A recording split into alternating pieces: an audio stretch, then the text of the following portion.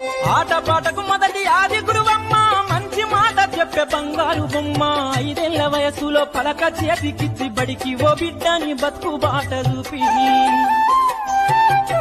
ఓనమాలు నెచ్చి 1, 2 చదివి వయసుతో పాటు చదువు పెరుగుతుంటే ఎదిగిన కొడుకును కళ్ళ చూసుకుంటూ కడుపు నిండినంత సంబరపడుతుంది. టీచరో గొప్ప డాక్టరో కలెక్టరో కావాలనుకుంటది. మనసున్న తల్లి మన అమ్మ కమ్మని కలలెన్నో మదిలోన కంటది.